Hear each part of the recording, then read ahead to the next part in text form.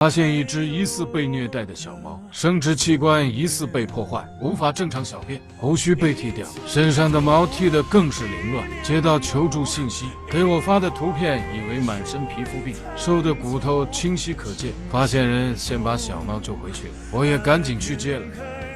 发现人还自制一个逗猫棒。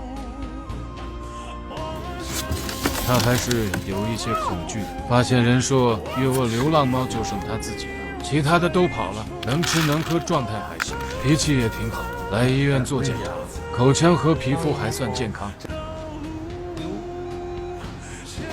发现生殖器官破了，因为太小，让我回家涂碘伏先观察，做了驱虫。到家后养几天，发现它不能小便，一直漏，后腿弄得也没有毛了，味道也很严重。来医院又做各种检查，插尿管，因为口子太大，我们一致猜测有可能它是公猫，生殖气管被破坏了，因为太小，其他检查没法做。打个疫苗，先养着，后续再检查。先吃饭长身体最重要。当时见他的时候，也是给他吃的这款猫粮，这还是上次纯粹给图图的狗粮一起寄来的黑标幼猫粮。这款幼猫粮添加了300，这是婴儿奶粉里面才有的核苷酸成分，刚好帮助小猫消化吸收。